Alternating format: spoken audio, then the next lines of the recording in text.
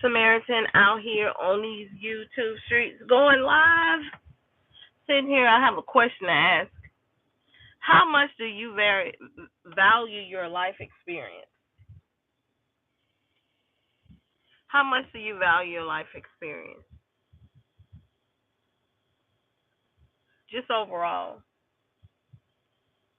Is the value you put on your life experience based on what you're doing at the time? Is it based on what you've accomplished? Is it based on other people's opinions? I'm curious about that. What people have to say. I I believe my life experience on this YouTube street is shadow banned. You cannot convince me that the content that I provide or the videos that I share are only interesting to one person. You can't make me believe that. You know what I'm saying? You cannot make me believe that. I make a video and it gets one view, two views. You know? What's really going on? But that's another question and subject. Yeah, I asked that question. Excuse me. Is because I'm going to put together a video, and the video is going to be my experience with someone that I met on the internet. I have met over the past 16 years. I've met one person, two people via the internet that became very significant in my life, and one has passed away, and the other, there's no reason for me to ever say I regret in treating that person. Now, that's not the case with everybody. And so, what I've decided to do is to give my testimony about one individual, and I'm going to tell you the main reason is a selfish reason. I didn't like the way he treated me, and I really believe that he felt I was either green or naive because he had to. Because this person, I got to know this person, and I realized that this person said that they were thinking about killing themselves. And it was pretty bad. They've even given testimony about the story. And I always notice how he does not weave my part into his narrative.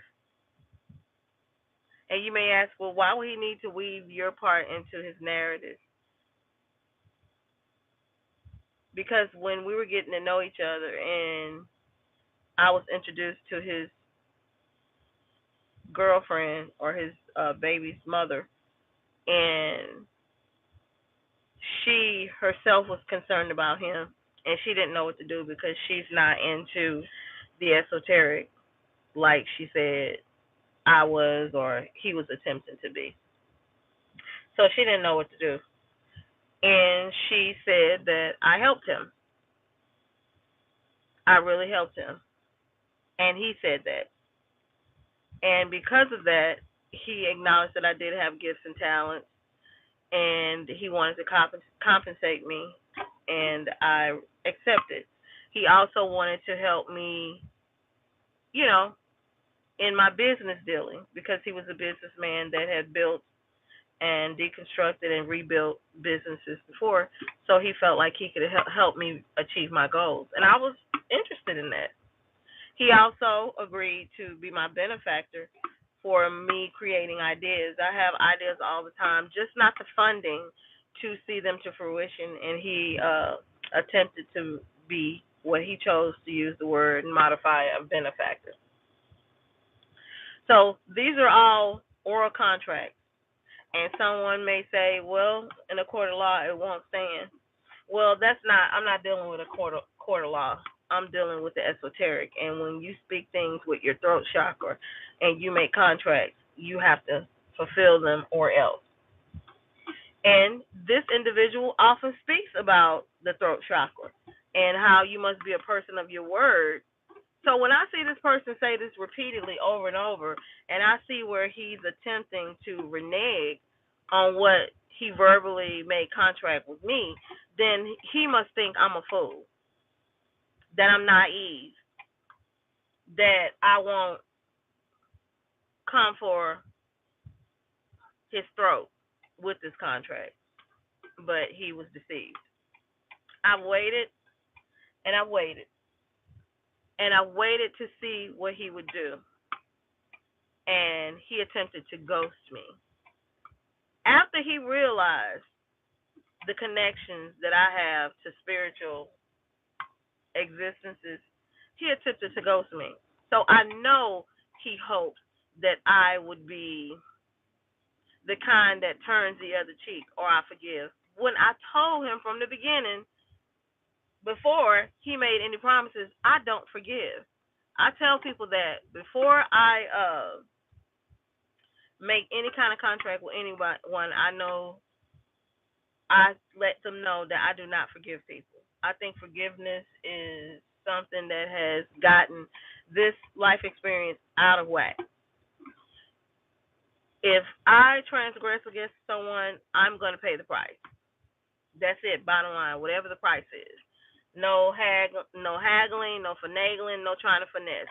Point blank. Okay? If you transgress against me, you have to compensate me. And whatever the compensation agreement is on my behalf is what I won't do to me. Whether it be bartering, information that could help me get from point A to B, resources, and yes, even monetary compensation is up for acceptance as well. He knew that. So obviously he thinks I'm going to turn the other cheek, and I'm not. I've waited almost 2 years for the proper time, and the time is not. There are countless videos of him purporting information to be valid, concrete, and fact, and he himself is a violator against me. Now, that carries a stiff price because I tell people it's best for you if you meet me, if your intent is not great towards my existence, to just keep it moving. Because the penalty for ill intent towards me is a very steep price. You don't have to take my word for it. It's just the way that it is. But anyway, so he's attempting to renege. And this esoteric thing plays out so beautifully that it is aware and it keeps record in halls of what you say and what you do.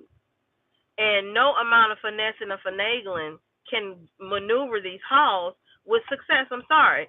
Now, if you are a fast talker and you are a swindler out in the street, and you think you're going to take that same ability and talent and take it and expose it to and transpose it to the esoteric, you about to set yourself up for something that you ain't even ready for, especially if you're being tormented by demons and you want to die and kill yourself. Ain't no way in hell you can deal with the consequences, so that's what we're dealing with. And so he's got to deal with what he's done. So I'm going to tell the story, and I'm going to tell the complete story, okay? Just not here, because it's got to be heard, and it's got to play out when it's being heard, that he's hearing it at the same time. So what is the value that you place on your life?